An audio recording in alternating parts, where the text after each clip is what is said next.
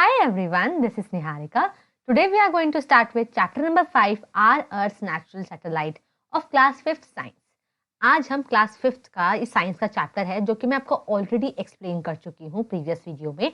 आज मैं आपको इसकी एक्सरसाइज क्लियर कराऊंगी. इसमें कुछ MCQ हैं, फिल इन द ब्लैंक्स हैं, क्वेश्चन आंसर्स हैं जो कि वन बाय वन मैं आपको समझाती जाऊंगी एंड समझाते समझाते मैं उसके आंसर भी आपको इसी वीडियो में दिखा भी दूंगी जो कि आप अपनी नोटबुक में या बुक में नोट डाउन कर लीजिएगा. So before going to start, if you have not subscribed my channel, please go and subscribe to my channel.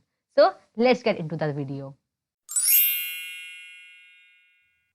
Okay, so अभी जो हम स्टार्ट कर रहे हैं वो है वर्ड्स टू नो. हर चैप्टर के एंड में वर्ड्स टू नो होता है जिसमें कि आपको कुछ ना कुछ पॉइंट्स दिए होते हैं जो कि एज सच चैप्टर के पॉइंट ऑफ व्यू से इंपॉर्टेंट होते हैं.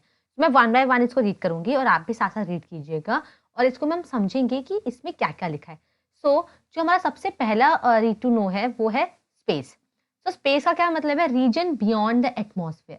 वो रीजन, वो एरिया जो एटमॉस्फेयर के बियॉन्ड है, एटमॉस्फेयर के बाहर है, उसे स्पेस कहते हैं. ये यहाँ पे लिखा है जो कि आपको मैंने चैप्टर में भी समझाया था.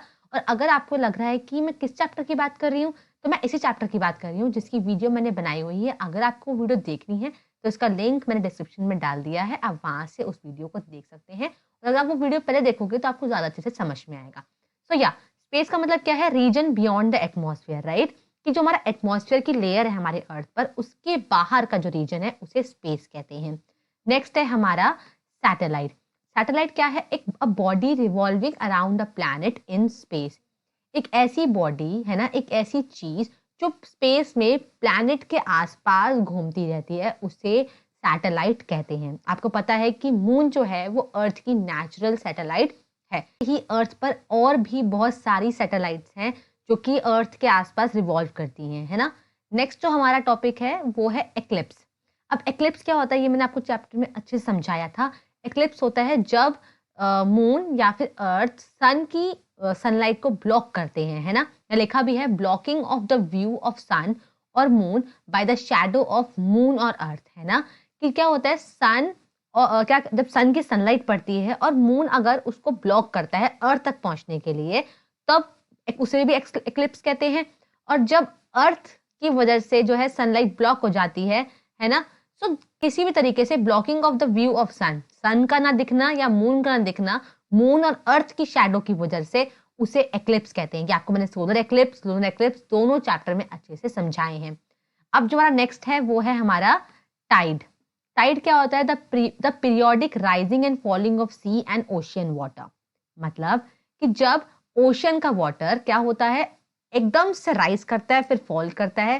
तो क्यों होता है? क्योंकि मून के ग्रेविटेशनल पुल की वजह से मून उसको अपनी तरफ अट्रैक्ट करता है, खींचता है, जिसकी वजह से जो ओशियन का वाटर है वो अपने सरफेस से बहुत ऊपर, मतलब उसका टाइडल इफेक्ट होता है जिसे टाइड्स कहते हैं.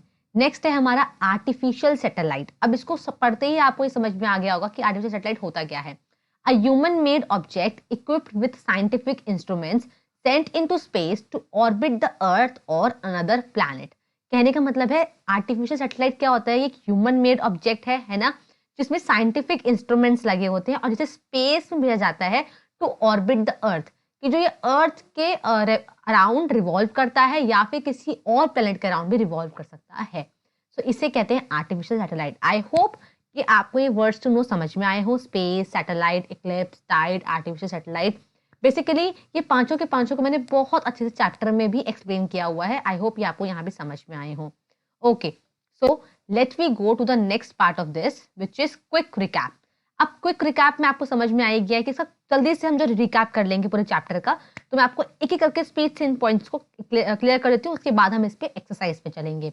Number 1, the moon is the earth closest neighbour in space. हमें पता है ये बात कि मून जो है वो अर्थ का स्पेस में सबसे क्लोजेस्ट नेबर है. सबसे पास जो है अर्थ के स्पेस में वो मून है ना. Next point, the moon is the only natural satellite of the earth. Earth की जो सब नेचुरल सैटेलाइट है जो पहले से है वो सिर्फ और सिर्फ मून है. ये मैंने आपको चैप्टर में भी समझाया था. The surface of the moon is covered with plains, mountains and huge craters. जो मून का सरफेस है वो पूरी तरीके से प्लेन से, माउंटेन से और बड़े बड़े क्रेटर्स, मतलब बड़े बड़े गड्ढों से कवर्ड है. There is no life on the moon as there is no air और वाटर. मून पर कोई लाइफ ही नहीं है, क्योंकि ना तो वहां पे एयर है ना ही वहां पे वाटर होता है। ये आपको मैंने चैप्टर में बताया था। When the shadow of the earth hides the whole or a part of the moon, a lunar eclipse occurs. जब अर्थ की शैडो मून के किसी पार्ट को या पूरे मून को हाइड कर देती है तो उसे लूनर इक्लिप्स कहते हैं, तब लूनर इक्लिप्स होता है। When the shadow of the moon hides the whole or a part of the sun, a solar eclipse occurs.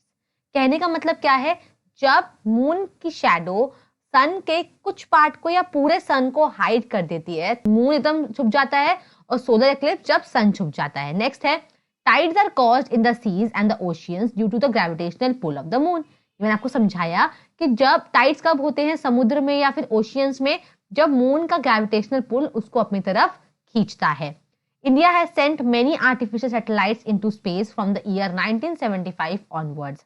मतलब 1975 के बाद से इंडिया ने स्पेस में बहुत सारी आर्टिफिशियल सैटेलाइट सेंड की है। Artificial satellites are used to help in communication, weather forecasting and the get information about earth and space. Artificial satellite का काम क्या होता है, ये हमें हेल्प करती है कम्युनिकेशन में, वेदर फोरकास्टिंग में, है ना, कि आज मौसम क्या है, कल मौसम क्या होगा, जो कि हमें पहले से पता चल जाता है, वो हमें आर्टिफिशियल सैटेलाइट के थ्रू पता चलता है। एंड अर्थ पे क्या हो रहा है, स्पेस पे क्या हो रहा है, ये सारी इंफॉर्मेशन हमें आर्टिफिशियल सैटेलाइट्स देते हैं। Okay, let's me go to the next topic, which is, as you guys can see, the next topic is read and answer, which is exercise. अब हम finally exercise को start कर रहे हैं। Okay, so let me come. Okay, read and answer. The first question, as you guys can see, it is tick the correct answer. तो हमें भी इसको tick करना है। Okay, okay. Number 1, the closest neighbor of the earth in space is.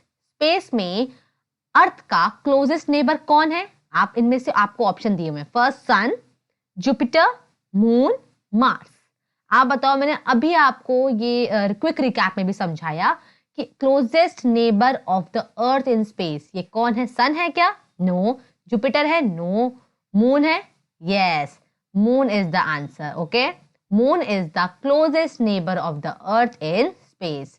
Number 2, moon is a lonely and silent place because it does not have dash. Moon एक lonely मतलब एक अकेली सुनसान सी जगह है, क्योंकि इसके पास क्या नहीं है? Number A, flowers, air, music, fire. आप बताइए इसका आंसर क्या है?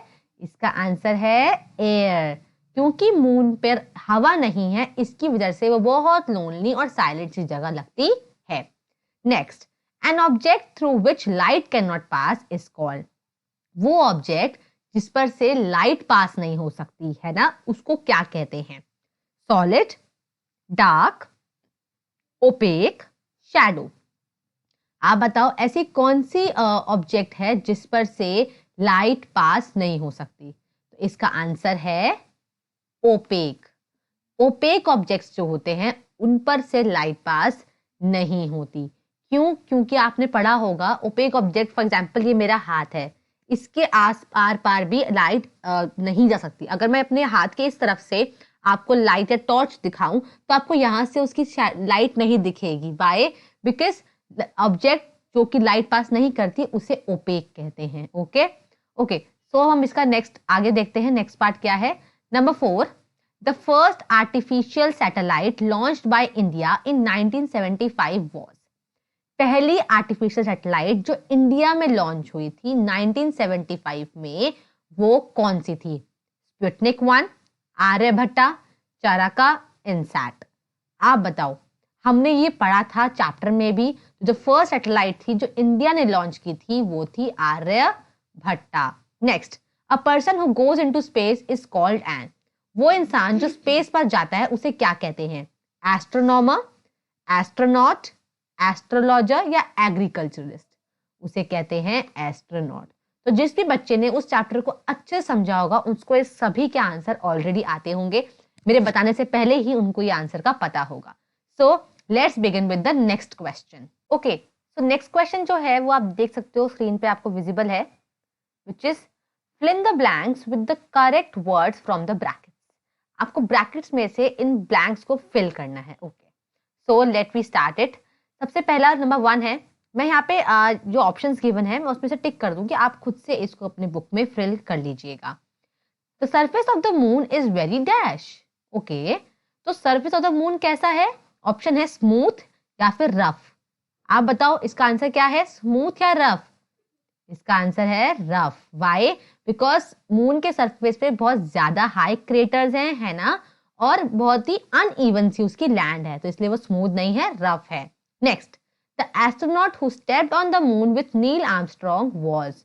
उन एस्ट्रोनॉट का नाम बताइए जो नील आर्मस्ट्रॉन्ग के साथ मून पर गए थे। उनका नाम क्या था?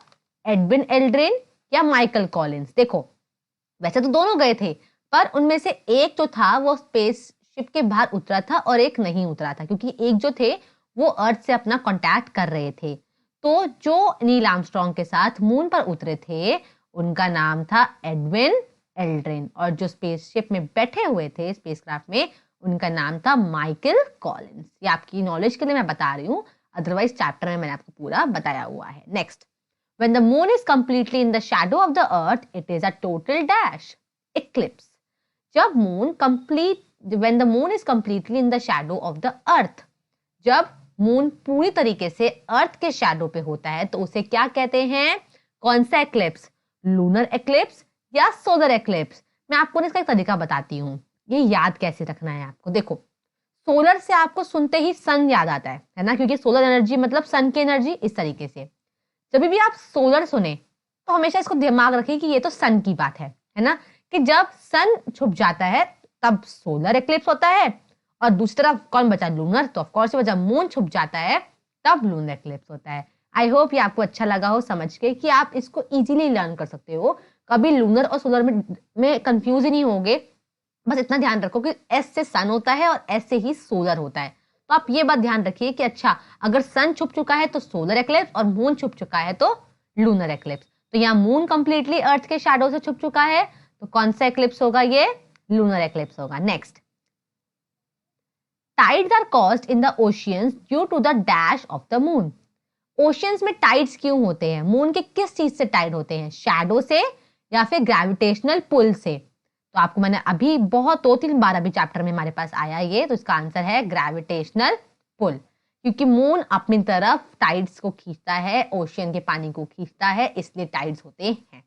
नेक्स्ट है, the satellite that send messages from one country to another are called dash satellite.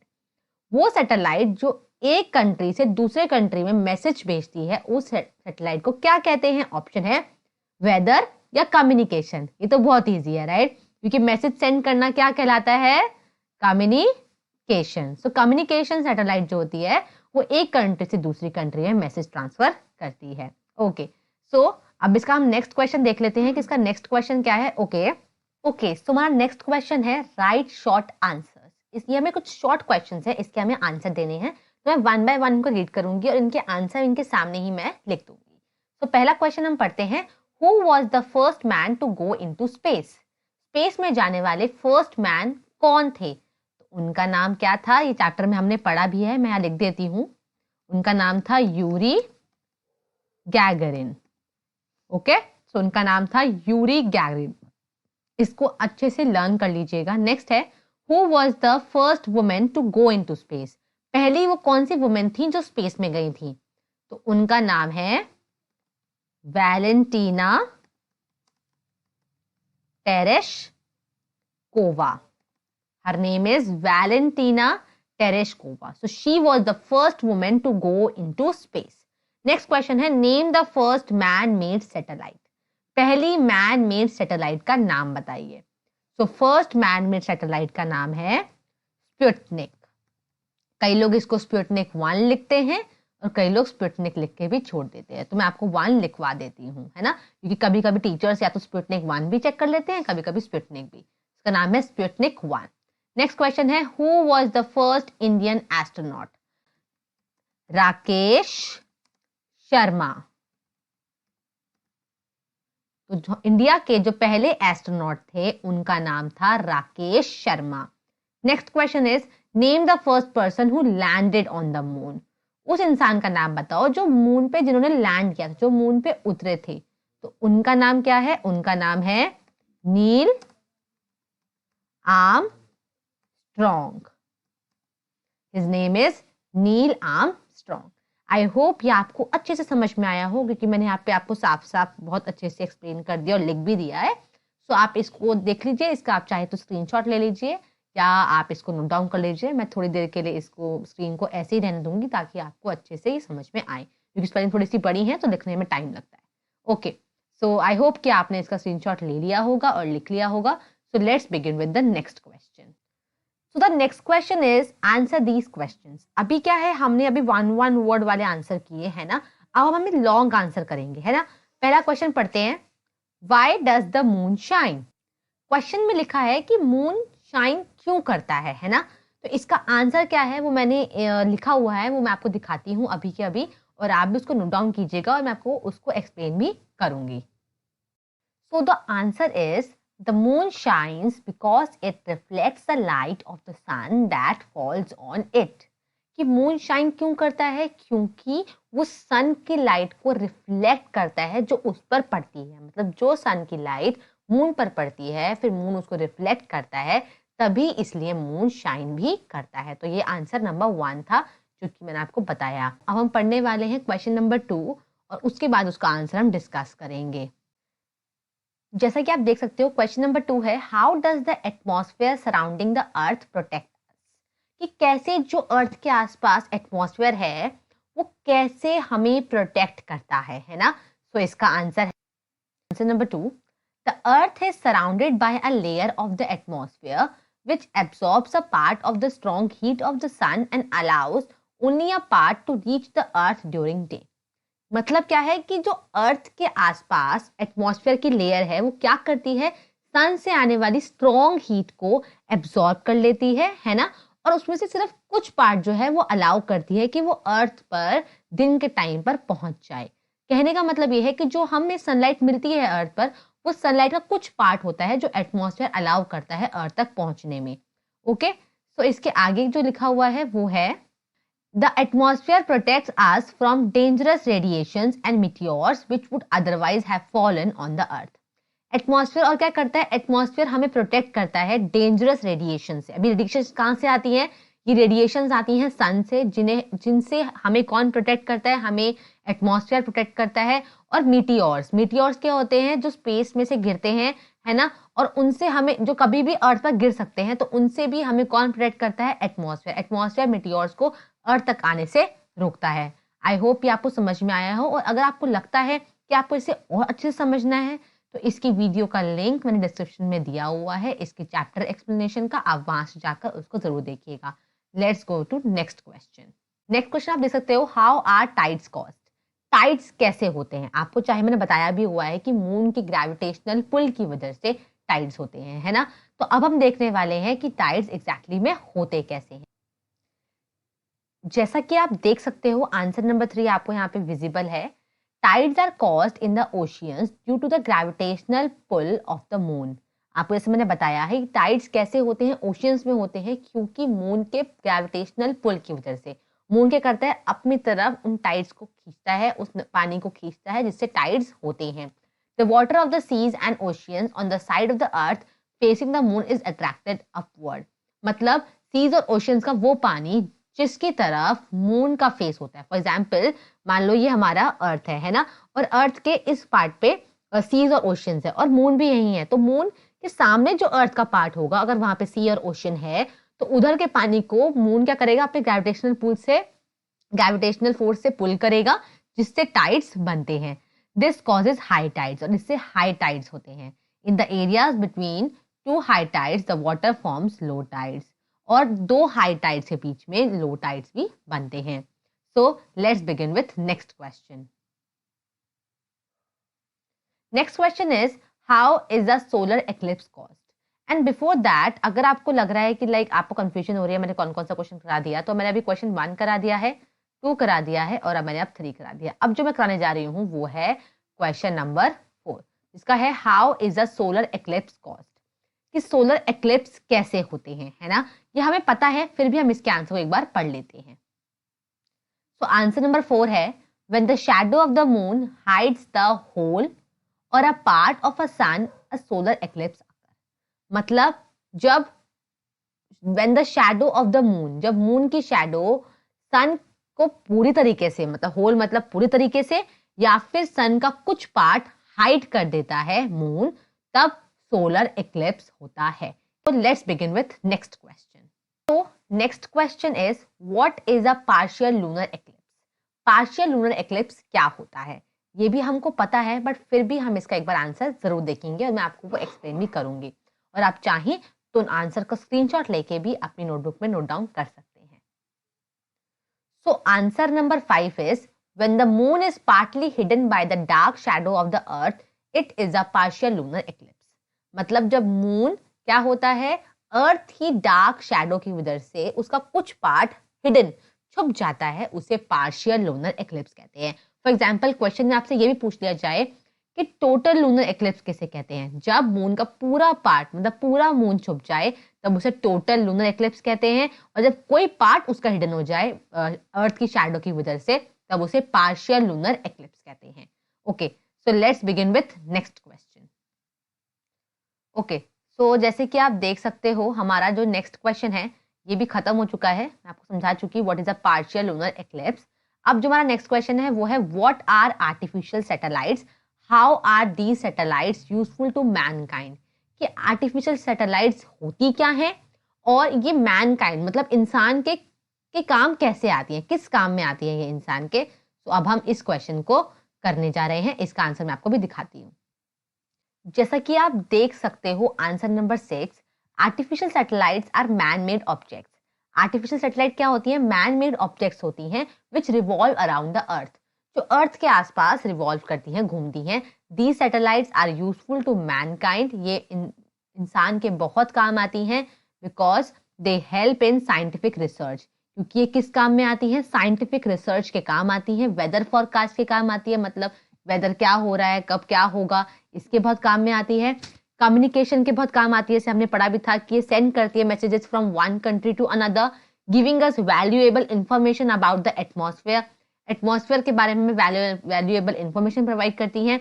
And early warnings of storms, और अर्ली वार्निंग मतलब स्टॉर्म मतलब कि बहुत तेज तूफान की हमें पहले से ही ये वार्निंग दे देते हैं। आपने कभी सुना होगा न्यूज में, चैनल्स में, कि आज बहुत तेज तूफान आने वाला है या फिर आज आंधी आएगी। ये हमें कैसे पता चलता है? बिकॉज ऑफ आर्टिफिशियल सैटेलाइट, जो हमें नीचे मैसेज ट्रांसफर करती है कि हाँ भाई आज स्टॉर्म आने वाला है, साइक्लोन होने वाला है, फ्लड आने वाला है, बाढ़ है ना, एंड मूविंग ग्लेशियर्स, और ग्लेशियर्स मूव कर रहे हैं। तो ये सारी वैल्यूएबल इंफॉर्मेशन हमें आर्टिफिशियल सैटेलाइट से मिलती है। सो let's begin with next question. अब जो हमारा नेक्स्ट क्वेश्चन है वो है थिंक एंड आंसर, जिसके सिर्फ 2 क्वेश्चन है and these are very important.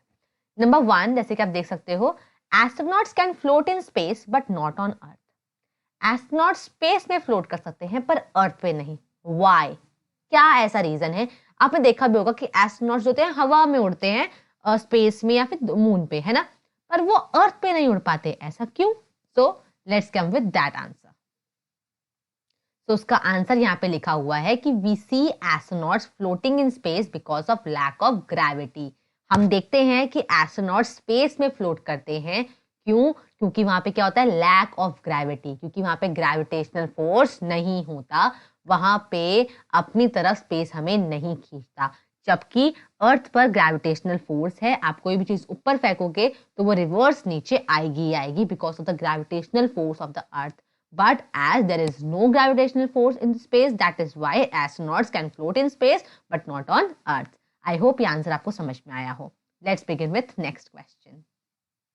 So next question जो है वो है make a list of things you would need to take on a trip to the moon. आप उन चीजों की लिस्ट बनाइए जो आप मून के ट्रिप पर ले जाने के लिए लेकर जाएंगे। So इसका आंसर है, आंसर बहुत सिंपल है। ऑफ कोर्स ये बात है, अगर आपको मून की कोई ट्रिप पे जाना होगा तो आप वहां पे क्या क्या लेके जाएंगे?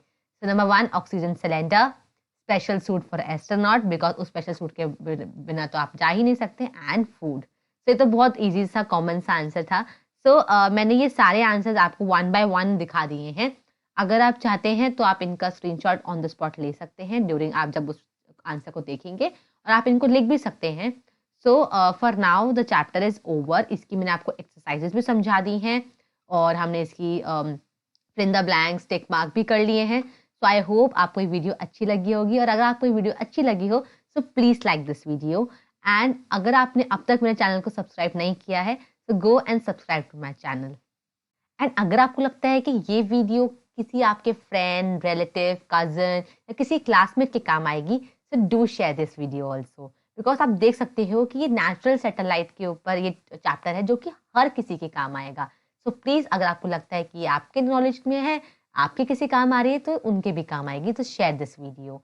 एंड अगर आपको लगता है कि आपको इस वीडियो के थ्रू कुछ समझ में नहीं आया या आपको चैप्टर्स में कोई डाउट है, कोई क्वेरी है, तो वो आप मुझे कमेंट कर सकते हैं। उस क्वेरी को मैं आपकी क्लियर करूँगी, या तो मैं उसके लिए नेक्स्ट वीडियो में आपको उसका जवाब दे दूँगी, या मैं आपको कमेंट में ही उसका आंसर कर दूँगी। And if you have any chapter जो आप चाहते हैं कि मैं उसको एक्सप्लेन करूँ जिस तरीके से मैं बाकी चैप्टर्स एक्सप्लेन करती हूँ, तो आप उस चैप्टर का नेम, अपनी क्लास, सब्जेक्ट लिखकर मुझे कमेंट कर सकते हैं। और you can do one thing, आप मुझे मेरे इंस्टाग्राम हैंडल पे भी डीएम कर सकते हैं, उसका लिंक आपको डिस्क्रिप्शन में मिल जाएगा। अपार्ट फ्रॉम दिस वीडियो, मैंने ऐसी बहुत सारी वीडियोस बनाई हैं जो कि क्लास 5th के बच्चों के काम आएगी, चाहे वो मैथ्स की हो, चाहे वो साइंस की हो, चाहे वो एसएसटी की हो। तो उन वीडियोस को देखने के लिए आपको लिंक डिस्क्रिप्शन में मिल जाएगा। सो अगर आपको लगता है कि आपके कोई भी सिस्टर, ब्रदर या सिबलिंग्स हैं जिनके ये वीडियोस काम आएंगी, so please do share with them. And उनको भी आप बोलेगा कि do subscribe my channel for more such videos. So thank you for watching this video.